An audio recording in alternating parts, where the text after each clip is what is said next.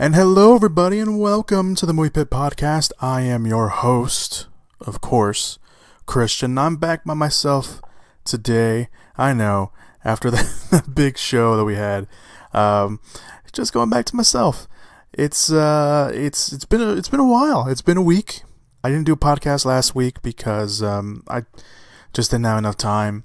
I'm here now. I'm here this week, and we have a pretty good news cycle this week. We have one big news item that I want to talk about that came out last week that I didn't get to talk about that I want to talk about. And no, it's not Captain America Civil War, which was awesome, by the way. I have a written review up on my WordPress account, which I will link down below. And I will probably do a podcast next week, spoiler-filled podcast of my thoughts of Captain America Civil War. I don't know if I have anyone on with that one, but that is definitely something that I want to do next week. So be on the lookout for that. In the meantime, though, I do want to say very quickly, Captain America Civil War, awesome. Obviously, stay for the credits. It is definitely in my top 5 comic book movies of all time. And it's definitely one of the best Marvel movies that they've made so far. So, Civil War, go watch it. It's great.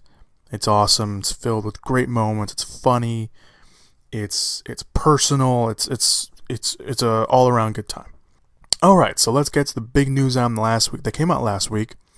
Ironically, when I was watching Captain America: Civil War, Alden Ehrenreich, I think I'm pronouncing his last name right, is the new young Han Solo. There was obviously the shortlist that came out, I believe, a few weeks ago that said Alden Ehrenreich was on it. I said his name completely different and wrong, but I'm sticking with it. Taron Egerton and Jack Reiner, they were all part of the shortlist for the new young Han Solo, and it turns out that Alden was finally casted in this new role, in the young Han Solo, so he has some pretty big shoes to fill. The film will be directed by 21 Jump Street and 22 Jump Street directors Phil Lord and Chris Miller. They will be directing off the script from Lawrence Kasdan, who wrote The Empire Strikes Back, and his son John Kasdan. And the film will be released on May 25th, 2018. There's no plot details yet. There's rumors that Chewbacca will play a part in the movie. There's also a report out there that maybe Boba Fett will pop up, but nothing is known just yet. But this casting of Alden is pretty cool. He was in Hail Caesar. He was also in the young adult adaptation movie Beautiful Creatures. He was in Woody Allen's Blue Jasmine. I've only seen him in Hail Caesar, and I thought he was great. I thought he had a lot of charm and charisma to him, and obviously he has very big shoes to fill. But I think he has what it takes to play the young Han Solo, whether, of course, we like it or not. But give him a chance. I think he has what it takes. Again, he has this charm about him. He's got a lot of charisma, and he's backed up by Steven Spielberg. Steven Spielberg apparently had a lot of good things to say about him. So we'll see what happens. But I think he's great. I think he's a great choice. All right. So that was the big news item that came out last week that I didn't get to talk about. Obviously, all the news items came out. You want to go check those out? You can go like my Facebook page at facebook.com/moviepit, and you guys can keep up to date on movie news items that I will talk about on the podcast, or sometimes I won't even talk about on the podcast, and that's all up there.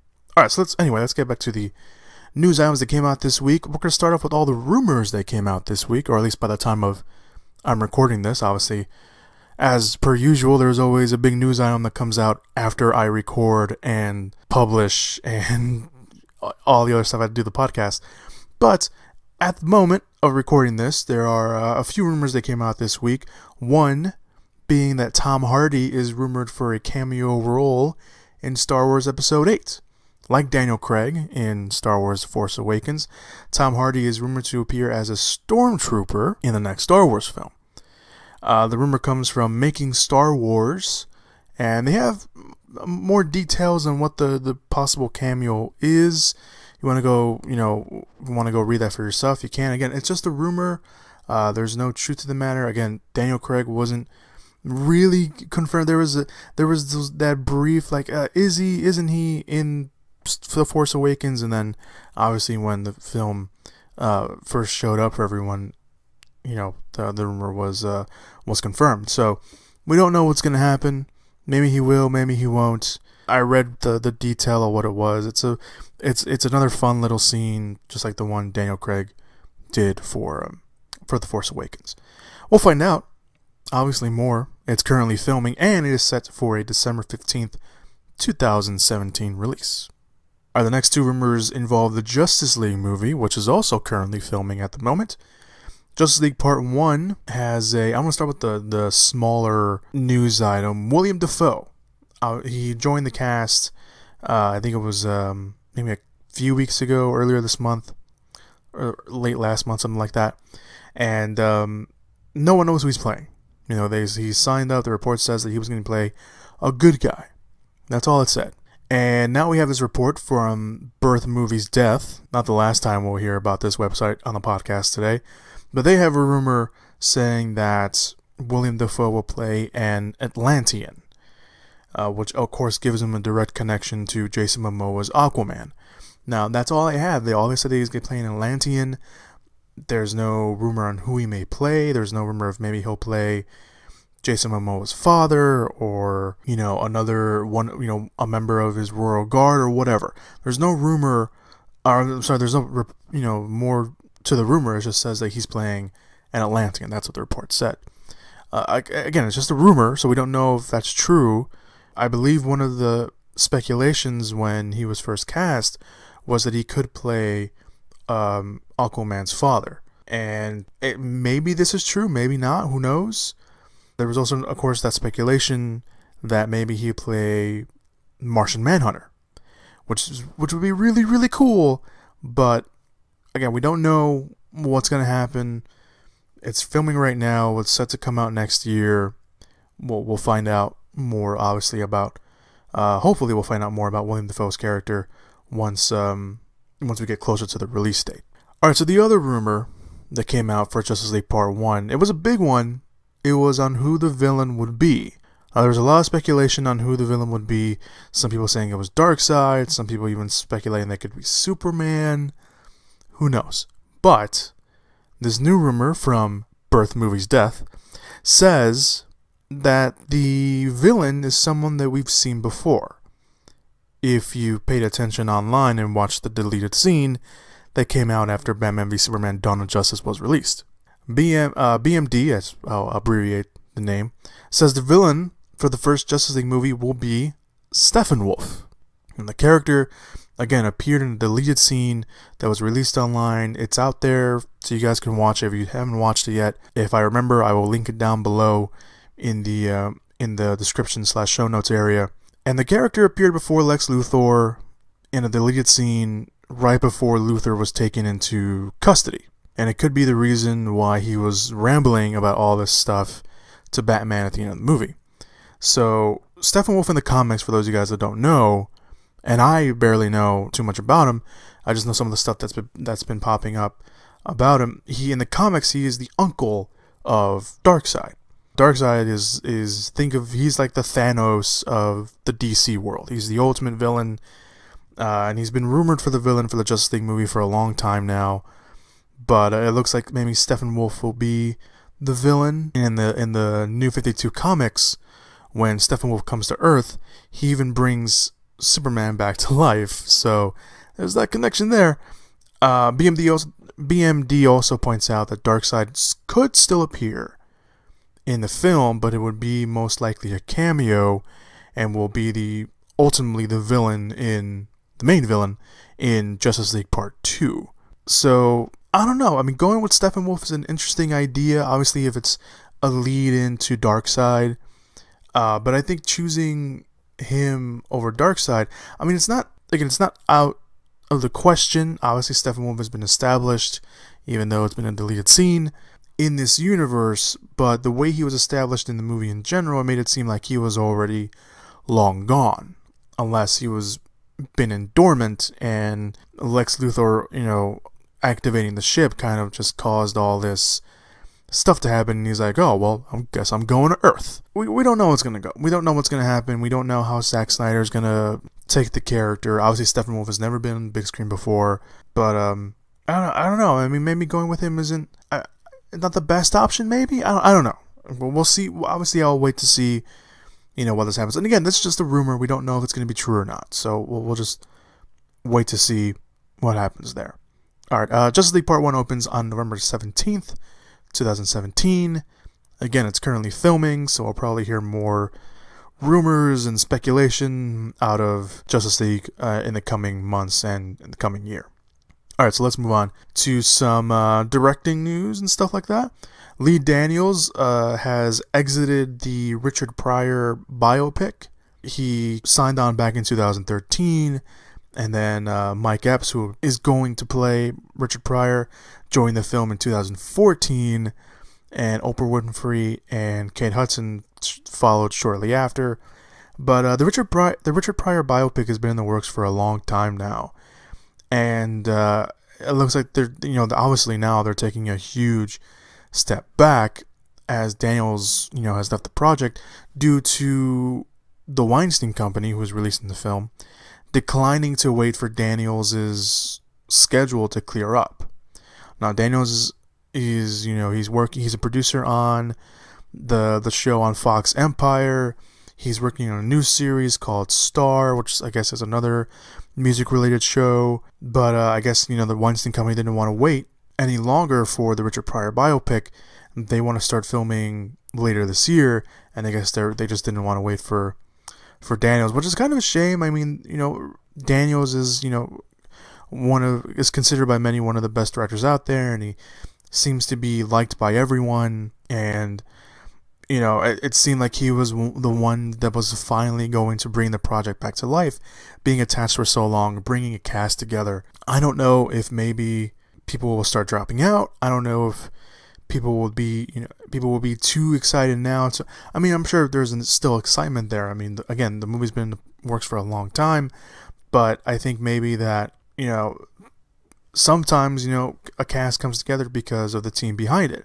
Sometimes a cast comes together because of the director. I don't know how this is going to work out, but obviously Weinstein Company now, they have a lot of work to do finding an equally great director to bring this movie to life if they want to keep that timetable and start production later this year.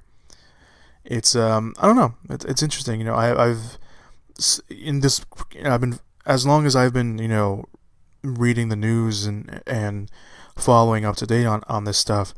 The Richard Pryor biopic is one of those movies that was always in the back burner. It was always that news item that was like, when it popped up, you're like, oh, okay, I guess they're still working on that. But we'll see what happens with the movie. Obviously, I'll keep you guys updated, either here on the podcast or on the page. Brett Ratner is set to direct The Libertine with Johnny Depp. Now, Brett Ratner is one of those directors that you either like his films or you dislike his films. I don't want to say hate. Hate seems like a strong word, but you know what I mean. So, and it all relies really on the execution of them. I like some of Brett Ratner's films, and at the same time, there are Brett Ratner films that I do not like. But this next film, which will have Johnny Depp in it, seems like a bit of a departure, a change of pace for Ratner's usual kind of films. He's known for kind of his action and comedy movies. He did the Rush Hour movies. He did Hercules recently, or was it like a year ago, 2 years ago? He did Tower Heist. He did Red Dragon, which was a change of pace for him really too. Of course, he also did the terrible X-Men: The Last Stand. But his next movie, it sounds more dramatic. It sounds very different. He says so. The movie, The Libertine, will focus on a powerful French politician who endures house arrest in a luxury New York City apartment while waiting trial for sexual assault against a hotel maid. It is loosely based on the 2011 incident. So again, it's a change of pace, and Ratner sounds pretty excited for the film. He told Deadline, the whole movie takes place in one location. I've really never done anything like that before. It's one of the best scripts I've ever read. People are surprised because I've always been a commercial filmmaker. It's kind of true. I mean, all these movies have been all those movies, especially the ones I just listed off, are very, commercialized. This sounds a bit more, like I said, I think I said earlier, it sounds a bit more dramatic. It sounds a bit more, it sounds a bit more down to earth and gritty. It takes place in one location, which should be interesting for Radner to do. No word yet on when production will start, but it's got Johnny Depp in it. Johnny Depp, hopefully he's playing, this more grounded character. Because when Johnny Depp plays more grounded characters, he's more, he's better at what he does than all the kooky, characters like Jack Sparrow or the Mad Hatter, which I'm honestly kind of tired of him playing. I like when he plays more real, grounded characters. He was great as Whitey Bulger. His earlier career where he played, kind of these more serious characters, he was great in that too. The goofy kind of characters, yeah, sure, it's fun, but at the same time, it's like, he knows how to act. He knows how to be serious, and he's great at being these very serious characters. I don't mind that he's playing, these goofy characters. Obviously, if he wants to do that, he's more than welcome to, obviously. It's his career, and he makes a lot of money off it, and sometimes the movies are very successful. But at the same time, it's like, you can play a serious character, and you're really, really good at it. So, I don't know. We'll see what happens. Again, all comes down to the execution and see how this turns out. Ridley Scott is re-teaming up with 20th Century Fox, the producer Simon Kinberg, and the Martian screenwriter Drew Goddard for a adaptation of the novel Wraiths of the Broken Land. The novel is authored by S. Craig Saller, I think I'm pronouncing his last name right, and revolves around the attempt to rescue two kidnapped sisters forced into prostitution. It's not a full-blown Western. Some reports out there that said that Ridley Scott was going to do his first Western, which is true. It is his first Western, but it's not a full-blown Western, because the book is described as a piece of fiction that combines elements of horror, noir, and Asian ultra-violence. What does that mean? I don't know. I haven't read the book. I'm interested now in reading the book because I've heard some pretty good things about it since this report came out. No word on when filming will start, but the team up of all these people is pretty exciting. Obviously, Scott is, The Martian was really great. It was kind of back to form for Ridley Scott, who's kind of taken a dive a bit in his last few movies. But Drew Goddard is great. I love everything he's done so far. Simon Kinberg, one of the great producer. I don't want to say, I guess he's one of the best producers out there right now. But this team in general, they made The Martian so fantastic. It could be because of the source material and the cast.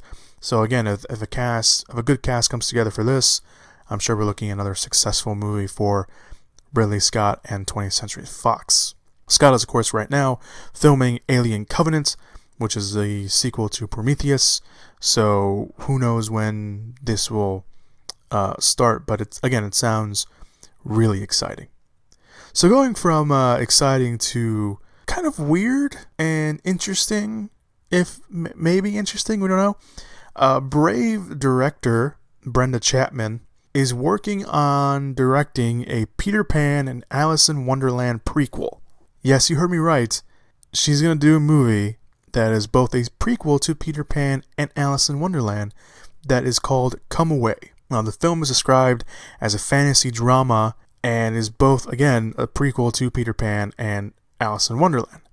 The earlier description for the story is as follows. It says, before Alice went to Wonderland and before Peter became Pan, they were brother and sister.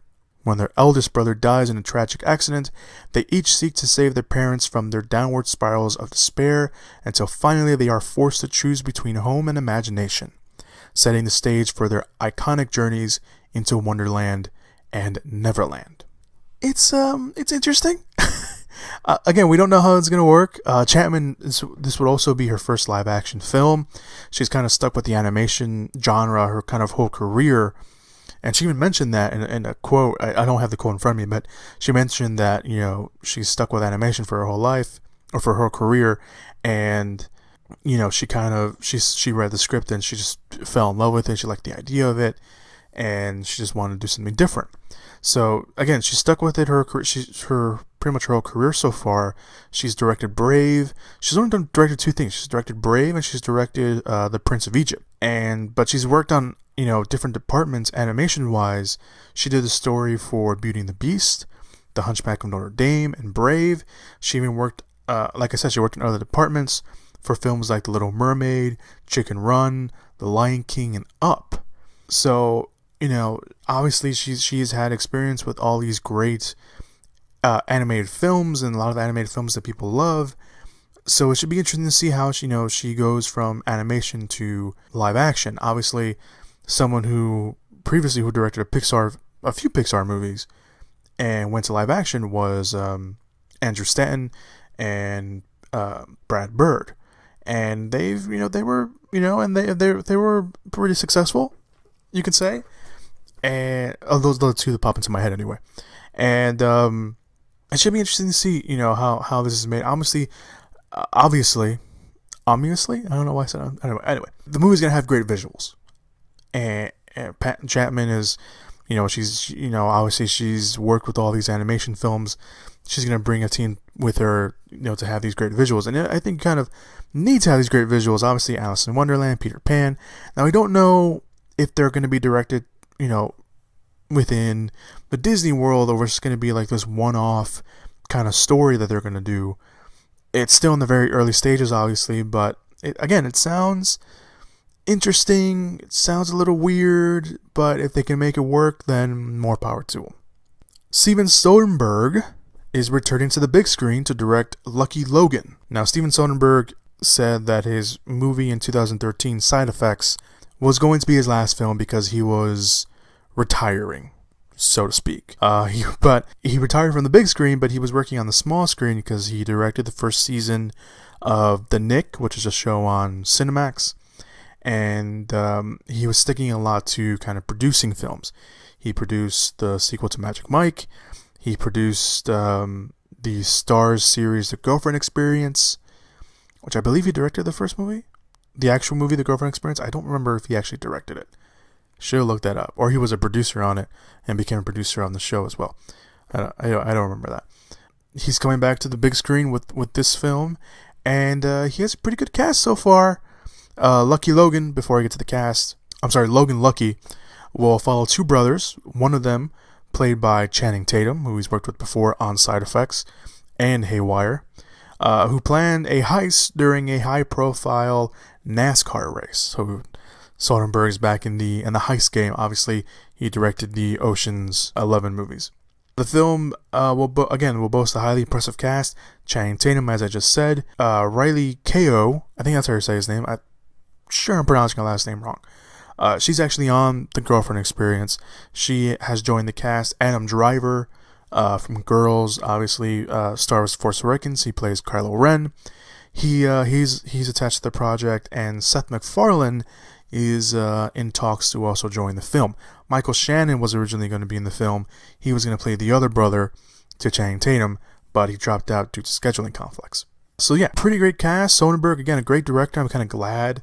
I'm glad that he's coming back to the big screen. He was one of those directors that was, releasing a film pretty much almost every year. And he's a great director. I understood maybe why he wanted to leave the big screen for a while, but now that he's back in the director's chair, I'm totally happy. I'm gonna be first in line, or at least one of the first people in line to go watch this. No word on when the film will start production, but I hope soon, because it sounds it's a heist film. It's Soderbergh. He knows how to direct heist movies, and he's got a pretty great cast behind him. So hopefully that starts soon. All right, next news item of the day. Gael Garcia Bernal is going to play Zorro in the new Zorro reboot. Gael Garcia Bernal is probably not the biggest household name out there, but he will be now because he's playing Zorro. The film will be directed by Jonas Cuarón, who is the son of director Alfonso Cuarón, who directed Gravity, and also a film that he wrote. The film will take a futuristic approach to the legendary character traveling through a near futuristic landscape. Now, this film has been in the works for a while now. It was reported first a few years ago. I remember reading about it, and I think I even talked about it here on the podcast early on. But it looks like it's finally going to get made. I think even Gael Garcia Bernal was attached to it at one point, and then he left, and it looks like he's back on it. Filming is expected to start filming this year, possibly later in the year in the fall. So we'll see what happens. Bernal, again, not the biggest household name, but he has been maybe in a few things you guys have seen. He was in a Spanish film, Y Tu Mama Tambien. He was in The Motorcycle Diaries. He was in Letters to Juliet. He was in Babel. He was in Jon Stewart's directorial debut, Rosewater. He's on the Amazon series, Mozart in the Jungle. So that's kind of the big things he's been in. I've seen him in something. I can't remember what it was. I know it was Babel. I haven't watched Mozart in the Jungle. I saw parts of the Motorcycle Diaries. I don't think I saw the whole thing. But I saw him in something else. I don't remember what it was. But he's a great actor. He's awesome. He's one of those guys that, again, he's not a big household name, but he kind of should be. He's great in everything he does. I've heard nothing but great things in the things he's done. And the things that I've seen him in, I can't remember what the other thing I saw him in. But what he was in, he was good in. So we'll see what happens. I think he's an interesting choice. I think he's a great choice for Zorro. Again, considering how they approach the character and what they do. But I think they got a pretty good choice. Joaquin Phoenix is signed on to You Were Never Really Here. Now, Joaquin Phoenix is notoriously known for being picky when it comes to his roles that he plays, which is fine. I mean, he's one of the best actors out there today, and the reason being is because he's very picky and he chooses the roles that he thinks he can excel in and bring something to the table, which is fine. So Phoenix has chosen, though, his next role is an adaptation of Jonathan Amos's novel You Were Never Really Here, which will be directed by Lynn Ramsey. Now, the story revolves around a damaged war veteran, which many are assuming Phoenix will play, who now works to rescue women from sex trafficking trade. When an extraction of a girl from a Manhattan brothel goes wrong, a storm of violence and corrupt powers is unleashed against him, stirring violence that may be his awakening. Now, it sounds like a really interesting concept. Again, we're assuming that Phoenix is playing the war vet, and it sounds like maybe it's gonna be this very kind of this action thriller drama kind of thing going on, and it'll be interesting to see Phoenix kind of play that role. I don't think we've ever seen Phoenix play kind of a badass like this before. From everything I can remember, I don't think we've ever seen him like this. And it sounds pretty interesting. It sounds rather interesting, to be honest. And I look forward to seeing how they approach this and how Phoenix handles the material and how he handles his character. Because again, it sounds like something he's never played before. Again, we've never seen him kind of play. It sounds like it's going to be like an action thriller, with drama moments in there. And we never, from what I can remember, we've never seen Phoenix play that kind of character. As for Lynn Ramsey, I've never seen anything she's done. She's done two really big movies called Morena Cellar. I think that's how you pronounce the movie. But the other big one is We Need to Talk About Kevin, which starred Tilda Swinton and another big name that I can't remember at the moment. But I've heard nothing but great things about We Need to Talk About Kevin. And Ramsey was actually supposed to direct the Natalie Portman Western movie, Jane Got a Gun, but she dropped out the day the movie was supposed to start filming, which of course stalled the project and everything else. So hopefully that doesn't happen here.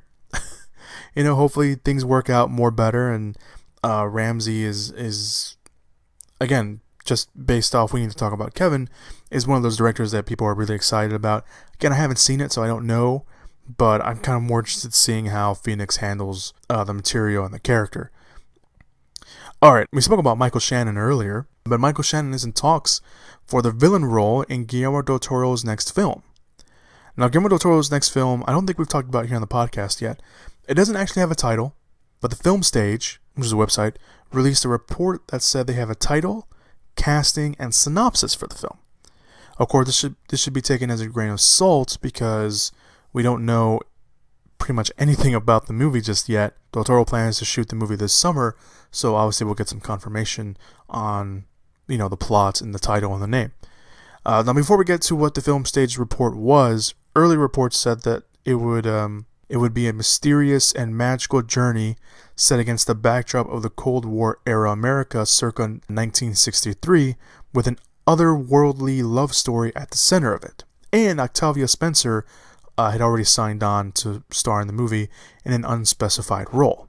Now, we'll get to the unofficial plot synopsis that the film stage released, but I do want to mention this: Michael Shannon is in talks to join the film in a mysterious role, and it's been rumored that it's going to be the villain role. Now, Shannon, of course, obviously one of the best actors out there around today, and him even possibly teaming up with Del Toro is really, really exciting. So I want to just get that out of the way. And him playing a villain, obviously, he's great in every role he chooses, but him playing a villain in a Del Toro movie, I mean, that I want to see that. All right, so back to the rumors from the film stage. They say the title of the film will be called The Shape of Water, and the movie will star Sally Hawkins, Michael Strahlberg, and Richard Jenkins. As for plot details, they're hearing the film is a fairy tale set in 1963 and centers around Elsa, which will be played by Hawkins, a mute janitor working at a lab where an amphibious man is being held captive. When Elsa falls in love with the creature, she devises a plan to help him escape with the assistance of her neighbor, played by Richard Jenkins. The world outside of the lab, however, may prove to be more dangerous for the amphibious man than Elsa could have anticipated. So that's kind of the plot details they have. We know that Del Toro likes, blending and bleeding in these real-world backdrops with supernatural elements peppered throughout his work. Obviously, he did it with The Devil's Backbone. He did it with Pan's Labyrinth. You can arguably say he also did it with Crimson Peak. And all of this, sounds great. It doesn't sound out there. It sounds like something maybe Del Toro will actually do. And obviously, you'll have amazing visuals, and there'll be a great story in the middle of all of it. Regardless of whether this is true or not, filming is expected again to start later this year in the summer. There's no release date announced yet, but if they're filming this year, maybe, depending on how complex everything is, we'll see it next year or the beginning of maybe 2018. I'm a huge Del Toro fan, so I'm gonna go watch anything he does anyway. So, and with a cast like that, I mean, sign me up. I want to mention this news item. It came up right before I started recording, because I was looking up stuff, obviously, to see if anything came up. Simon Kinberg wants to do a Fantastic Four sequel with the same cast and wants it to be brighter, whatever that means. Obviously, the first Fantastic Four movie was not good. Something even Kinberg admits, saying, "We didn't make a good movie." And the world voted, and I think they probably voted correctly. And you can't make a good movie every time out. Not everyone does. We actually have a pretty good batting average, all things considered. But I think we made many mistakes when we made that movie. Mistakes that we learned from and won't repeat. Kinberg sounds like Fox is actually gonna okay a sequel to Fantastic Four. He went on to explain the key difference between the original and the proposed sequel that he wants to do, saying, "We'll be truer to the essence and the tone of Fantastic Four, which is completely, well, not completely, but largely distinct from the X-Men, which is brighter, funnier, and a more optimistic tone. I think we tried to make a darker Fantastic Four movie, which seemed like a radical idea, but we kind of were messing with the DNA of the actual comic instead of trusting the DNA of the comic." And then he went on to say that, of course, he wants to bring back the core cast of Miles Teller, Kate Mara, Jamie Bell, and Michael B. Jordan. Now, he doesn't actually say that they're doing a sequel. Now, he said that the chances of winning over Fox with the possibility of doing a Fantastic Four movie are very slim, but I don't know. I mean, I don't know if people will be ready to watch another Fantastic Four movie. The first one was really bad. Obviously all the stuff that came out from behind the scenes, and whether or not the cut that we saw in theaters was actually the director Josh Trank's cut, because he came out on Twitter and said the movie you see in theaters isn't actually mine, and all this other stuff. Will they make a sequel? Probably not. I mean, I highly doubt it, considering the abysmal reaction to Fantastic Four and what it received when it came out in theaters first. I'm not saying it's impossible, but actually no, it is impossible. I don't think it's gonna happen. I really don't. If it happens, I will be very surprised. But Kinberg is, he's one of the top guys over there on Fox right now. He's the producer, and I believe he also wrote the X-Men movies, the new ones anyway. I know he's been a producer on them. I don't know. He might have had a hand in writing, or the story anyway, for Days of Future Past and for X-Men Apocalypse. But I don't think he actually did the script work. But anyway, even with him behind it, I don't know. We'll see what happens. I guess we'll see what happens. Another Fantastic Four movie though. That's gonna be rough. that's gonna be rough to win over the fans. I think the fans out of everyone is gonna be the toughest people to win over if they end up doing another one. Let's move on from one movie that will probably not happen to a movie that many people have been wanting to happen, and it looks like it may finally happen. Kevin Feige says that Marvel is creatively and emotionally committed to a Black Widow movie.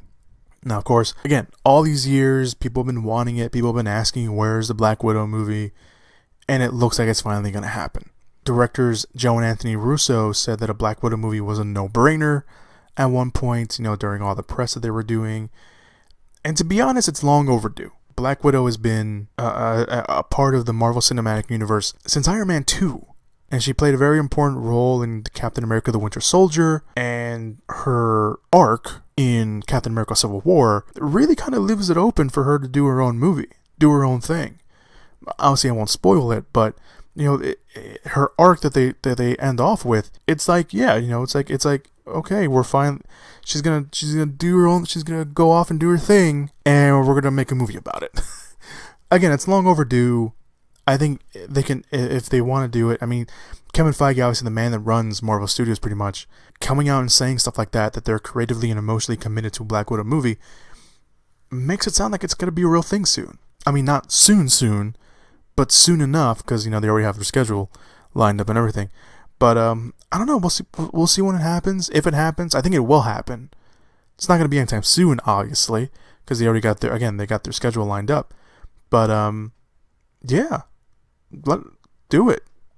It's overdue. It's way overdue. Speaking of Marvel, Lupita Nyong'o is in talks for the Black Panther movie. After making his debut in Captain America Civil War, Black Panther is set to make his own solo movie debut, and it already has Ryan Coogler set to direct. Chadwick Boseman will obviously reprise his role, and now reports are saying that Lupita Nyong'o is in talks for an unspecified role, but described her role as a love interest. No word yet on who she will actually play, but if you follow the comics, there's obviously one woman in his life that will definitely not be in the film because of movie rights issues. I won't spoil what it is, who it is, but again, if you follow the comics, you know what I'm talking about. I think Nyong'o's a great choice. I think she's done, 12 Years a Slave was really where everyone kind of found out who she was. She was in Star Wars Force Awakens for that small role. She voiced the character in the Jungle Book. She's doing some other stuff right now, but she's one of those actresses that is on the rise, and everyone, I think, will soon realize, that she's one of the best actors around today. And I think her being a part of in the Marvel universe is actually kind of cool, and especially in the Black Panther movie. So we'll see. Yeah, I mean, I'm totally down for this. I'm sure the love interest it's kind of a dirty word now, sort of. I read a report from someone saying it was a dirty word, but Ryan Coogler, he's one of those directors that, he doesn't let actors in his movies go to waste. He gives them substantial roles if they're important. So obviously Lupita Nyong'o, one of the best actresses around today, he's gonna give her some substantial stuff, and he's gonna make her a integral part of the movie. Hopefully, obviously. No word yet on what the Black Panther movie will actually be about, and there's chances that maybe Martin Freeman's character Everett Ross, who was also in Avengers Civil War, or Captain America Civil War, felt like an Avengers movie, Captain America Civil War, he could appear in the movie. Annie Serkis's Ulysses Klaue could also appear in the film. Ulysses Klaue obviously has a history with the Black Panther in the comic books, so we'll see if he shows up or not. Nevertheless, Black Panther starts filming early next year and is set for a February 2nd, 2018 release. Alright, let's talk about the next news item, which is another comic book related news item. Wolverine 3 will be rated R and will be violent. Collider.com got this big scoop from a man that we've talked about on the podcast already, Simon Kinberg. Doing press for X-Men Apocalypse, he gave nice tidbits to Collider.com saying that Wolverine 3 is already filming, with of course Hugh Jackman as Wolverine, who will play the Wolverine character for reportedly the last time. And he also mentioned the film is a very radically bold, different Wolverine that we've ever seen before. Kinberg, went on to say the film will be rated R, which will please many fans, I'm sure, and teased the setting and tone, saying it takes place in the future, and as you and others have reported, it is an R-rated movie. It's violent, it's kind of like a Western in tone, it's just very cool, different film. Finally, didn't confirm that Patrick Stewart will appear, but he did say that he's moving for a part in the movie. Yeah, there was those early reports saying that Patrick Stewart was going to appear in the movie. Didn't confirm it, but he mentioned it, so probably will happen.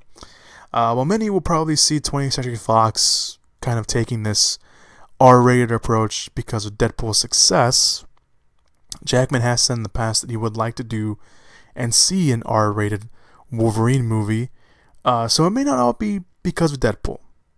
Maybe it is, maybe it isn't. But there is an R-rated version of the Wolverine, which is the second film, that has an R-rated cut on the DVD and Blu-ray. So, we'll see what happens. Rumors say the film will take from the iconic Old Man Logan storyline. Even Jackman himself teased that.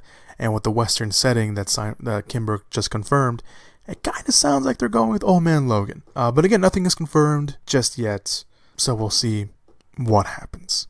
More information will probably come out sooner rather than later since the film is currently filming, according to Kinberg. The release date is set for next year, March 3rd, 2017. So we could possibly maybe see a teaser of some sort before the end of the year. Just saying. Wolverine 3 will also star Boyd Holbrook, Richard E. Grant, and Stephen Merchant. Rated R Wolverine movie. I think that'd be pretty cool. Not gonna lie. It'd be pretty cool.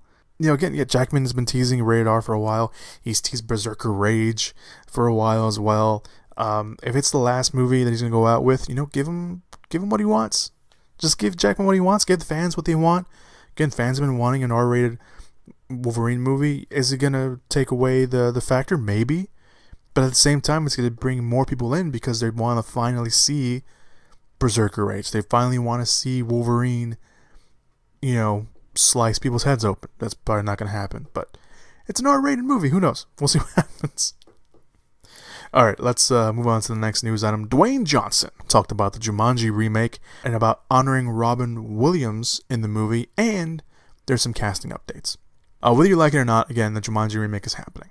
So, you don't have to like the idea of remaking the movie, but, you got Dwayne The Rock / franchise Viagra Johnson promising the remake will honor the late and great Robin Williams, who of course starred in the original film.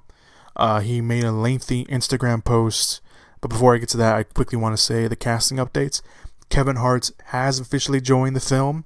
There was, the report saying that he may not join the film because of scheduling conflicts, but it looks like, he's going to be a part of it. Jack Black is also in talks to join the cast. No word on who will play, but Johnson did say that this remake of Jumanji has 5 lead roles instead of the 3 that was in the original. So maybe Jack Black will play one of those. And Kevin Hart, joining the film. Sony really wanted Kevin Hart in the film, and it looks like they finally got him. Alright, so now back to The Rock's statement about honoring the late and great Robin Williams. He said this is kind of the big tidbit that he said about it. Said, an important thing that I want to be honest and bring up is Robin Williams. The love and respect I have for this man is boundless. You have my word, we will honor his name, and the character of Alan Parrish will stand alone and will be forever immortalized in the world of Jumanji in an earnest and cool way. I have an idea of what to do, and I think his family will be proud. I also think Robin is somewhere looking down and laughing, remembering the first time we met backstage, and I, for the first time ever, was starstruck, bumbling idiot that couldn't even get the words out. He literally calmed me down with that smile and laughed, but that's another fun story for down the road. So it's a cool thing. Johnson is also a producer on the film. He's not just going to star in the film, he's also going to produce it. So when he says he's going to honor it, he's going to honor the character, he's going to do something fun and cool, I kind of believe him. Obviously he has a history with Robin Williams that we don't know about. And I think it's even if they were going to remake Jumanji, wherever down the road, you kind of do have to, you have to do something for Robin Williams. Obviously, it's one of those films, one of the many films that he did that is very sacred to a lot of people. And is one of those films that, we all kind of know of him. And, there's a meme out there, what year is it? But it's Jumanji, I haven't actually watched Jumanji in a long time. But I remember bits and pieces of it, and I remember his character, and I remember, everything that the character kind of did. And when I hear The Rock saying that he's going to honor him, and he's going to do something cool, and the character is going to be immortalized, I believe it. I don't think he's pandering to us. I actually do think he's meaning it, and I think that's something you kind of have to do. Obviously, Robert Williams' character in Jumanji was a very central, important character, and I think you kind of have to do that. Again, we don't know what the plot of the new Jumanji movie is going to be. There's nothing that we know yet. The only thing we know is that Jack Kazan's going to be directing, and they're going to film later this year, and it's going to open next year in July. That's all we know.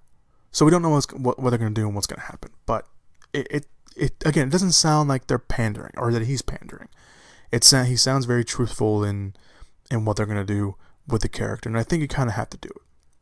All right, let's move on to the last news item that I have here on the docket.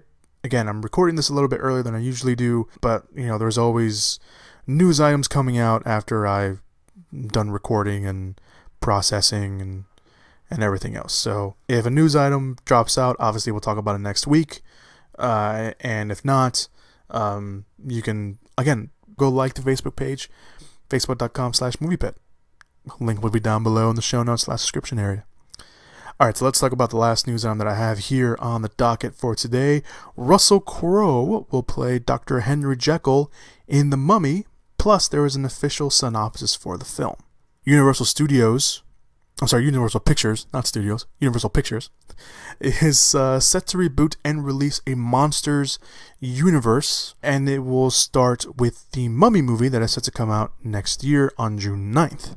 Now, for those who don't know, in the Monsters universe, Frankenstein, Dracula, the Mummy, the Wolfman, all those old, black and white movies, that's kind of what the Monsters universe is. So they're going to start with their own universe, which I kind of like the idea of it.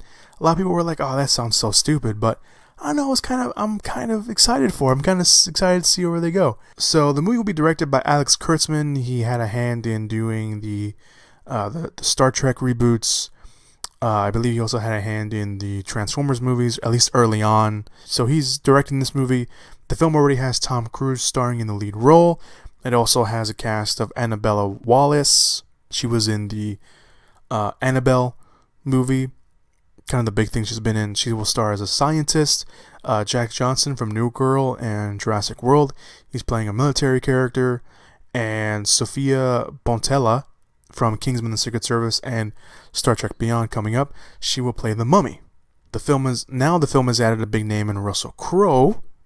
He will play the iconic character of Dr. Henry Jekyll, and assumably his alter monstrous ego, Mr. Hyde.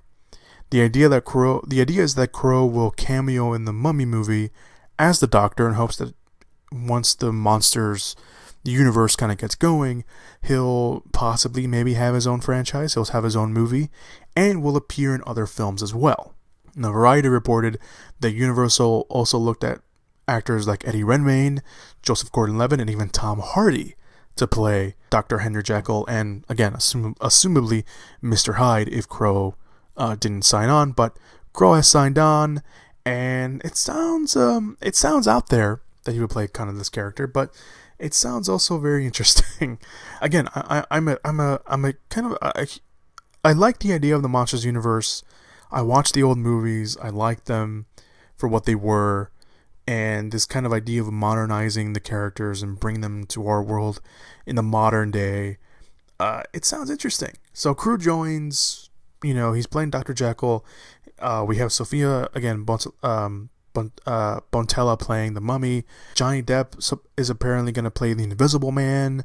Angelina Jolie is in early talks to play Frankenstein's bride. It's all over the place. They're getting these big names, which is fine. Creating their own Monsters universe.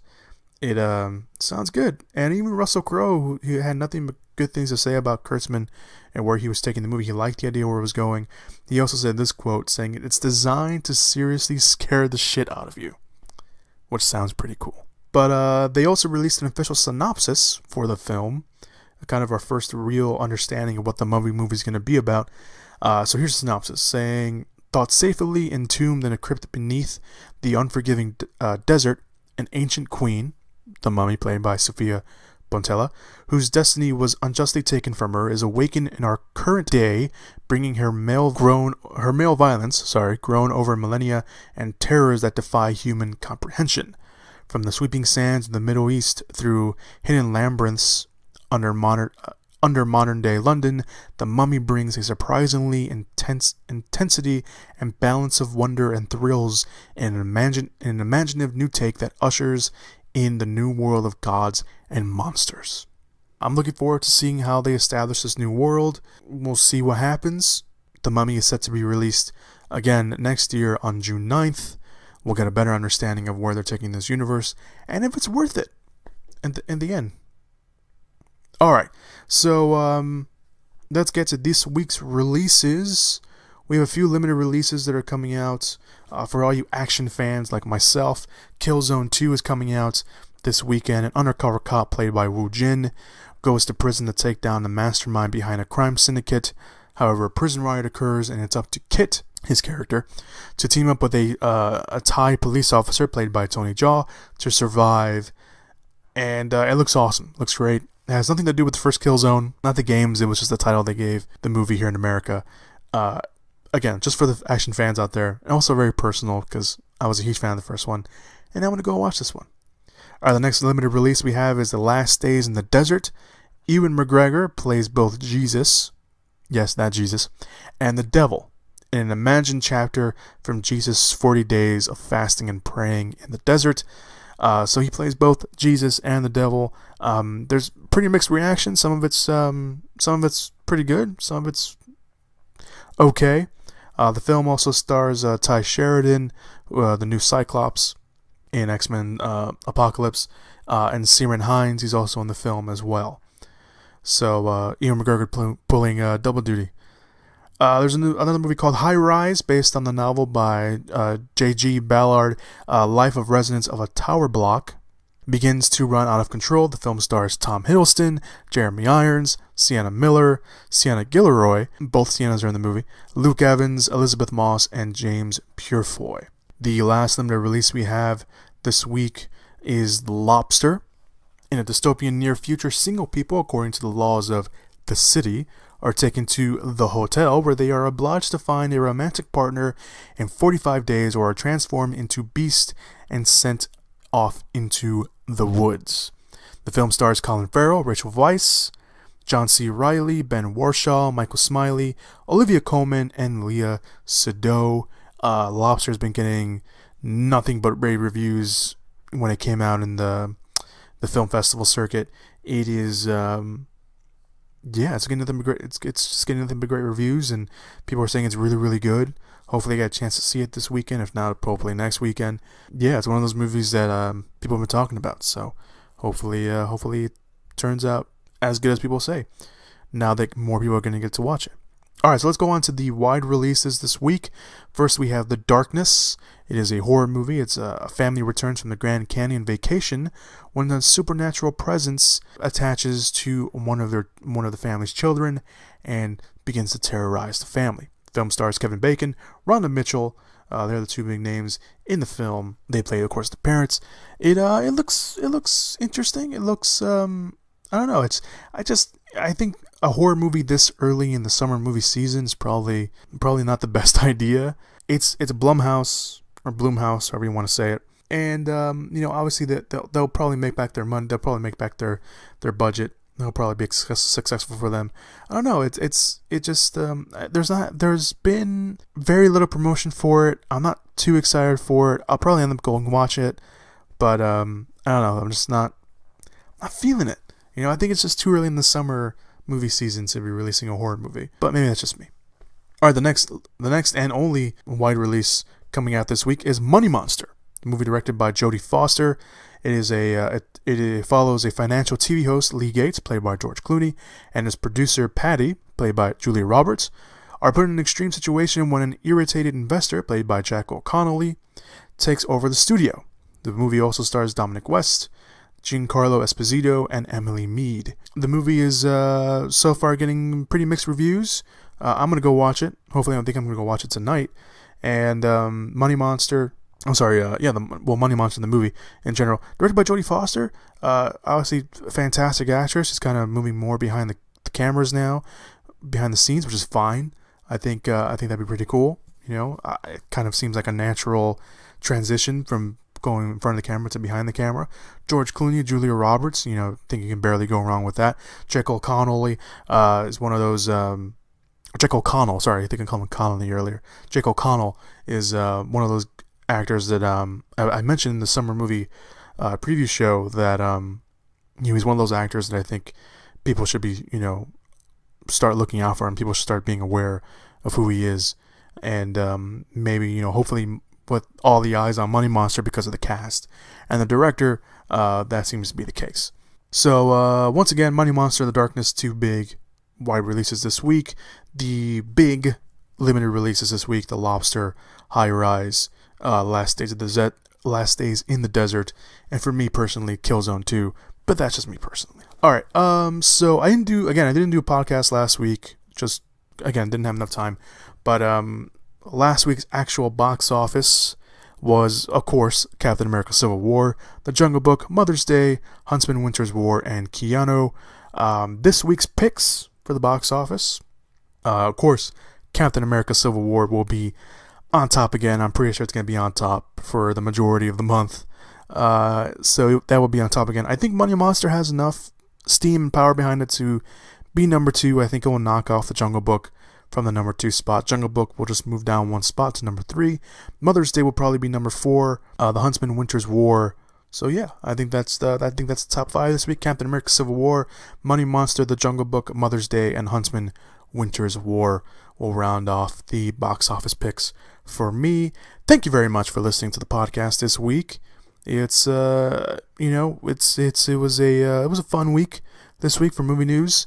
Of course, we didn't talk about all the movie news that came out this week. Obviously, there's stuff on the Facebook page if you want to go check it out. We had a lot of trailers come out this week. We had the new the first, actually not new, the Assassin's Creed trailer came out this week. A lot of mixed reactions to that. I'm excited for it. I like what they're doing, how it looks. I like director Justin Kurzel. He's teaming up with Michael Fassbender and Marion Cotillard. They did Macbeth, and it was really, really good. So I'm looking forward to that. I'm not a huge fan of the song they use in the trailer, but just going off the footage alone, I think it looks great. I trust in them. I trust in what they want to do.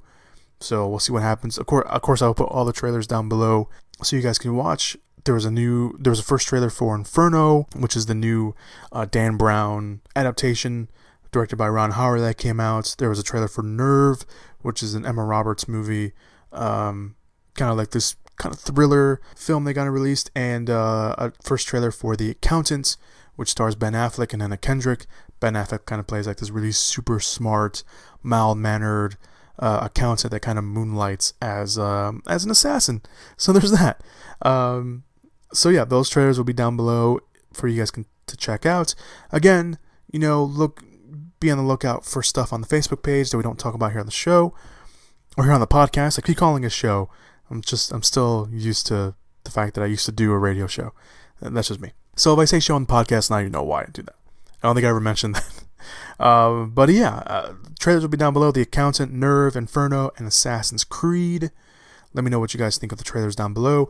And again, go like the Facebook page. And again, go like the Facebook page, facebook.com/moviepit. There'll be a link down below. There's stuff that we don't talk about here on the podcast that is up on the page. You guys get an early preview of what we're going to talk about on the podcast if you go like the Facebook page as well. And you guys get to see the trailers. We don't talk about the trailers here on the podcast, mainly because it's kind of hard to talk about. For me, anyway, I haven't found an effective way to talk about the trailers on the podcast just yet. Just mentioning them, just saying that they're awesome or they're good. Assassin's Creed trailer was great. The Accountant trailer was great. Nerve kind of looks okay. I'm not completely sold on it just yet. And Inferno, I've seen the Da Vinci Code and Angels and Demons. This one looks a little bit more. It feels a little bit more action-packed. So we'll see what happens with that. And yeah, so there's more stuff obviously on the page. Obviously, the first image of the Power Ranger suits was up. That got a lot of flack, if you want to say. But I don't mind the suits. I grew up with the show. I don't mind the suits. I don't mind the change. Stuff happens, especially the way that they said those suits are going to be integrated with everyone else.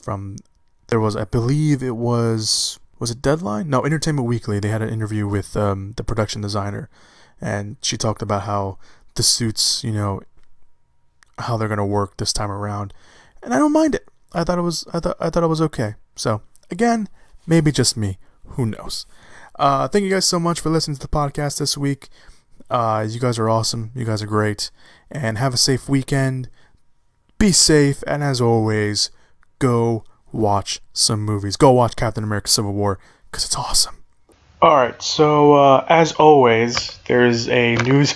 As I mentioned in the podcast, there are news items that come out right after I'm done recording and processing and everything. Thankfully, I haven't processed the podcast yet, so I did want to include this news item in particular in this week's podcast because it's a big one. Gareth Edwards, the director of Godzilla, has left the project. He's left Godzilla 2.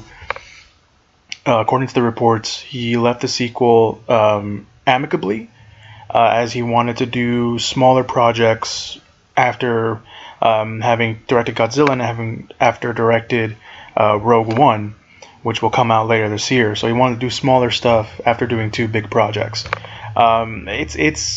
It kind of sucks, Edwards, I believe, did a great job with Godzilla, and Rogue One, from the teaser that we saw, looks fantastic. So it's kind of a bummer that he's not going to be involved in Godzilla 2. It's a shame, but Godzilla 2 also already got moved from its release date. Godzilla 2 was originally supposed to come out in June in 2018, and it got pushed back earlier this week from its June release date to March 22nd, 2019. So I imagine it was probably a way for the studio to be like, we're going to give you more time, but it turned out that obviously isn't the case, and he's leaving, which is again a bit of a shame. He did a great job, and I think he was a great director to do this involved, to be a part of Godzilla and turn it into something more awesome. But I guess we'll wait and see. Godzilla 2 is already, again, scheduled to be released. Characters, they're bringing in more of the original characters, the original monsters from the series. Reports say they're bringing in Rodan and Mothra and the three-headed one, for whatever reason. I can't remember King something. I should have wrote it down right before I recorded this, but I didn't. But he's going to be in there, and of course they're already doing they're working on a Godzilla versus King Kong movie, and they're just bringing the worlds together, and they're doing this whole real big thing. I don't know what's going to happen. Hopefully they find a equally great director to come in and do Godzilla 2, but hopefully it all works out in the end, and hopefully he'll stay involved somehow, maybe as a producer or something. But this kind of stuff happens, unfortunately. Also released right after, of course, all this, was a trailer to the new Fede Alvarez movie. Fede Alvarez directed the Evil Dead movie, the remake that came out a couple years ago. His movie Don't Breathe. The first trailer came out. It looks great. It's we talked about it again on the summer movie preview show. It's a movie about a couple kids go into a house of a blind guy played by Stephen Lang, and it turns out that well, they probably shouldn't have broken into his house. The trailer looks great. It did really well at South X by Southwest. Apparently scared the crap out of everyone, and nothing but great things coming out from that movie. So the trailer's up as well, and yeah, okay. So this is it. This is the final kind of thing, and I'll do my sign off again. Be safe this weekend, guys, and go watch some movies.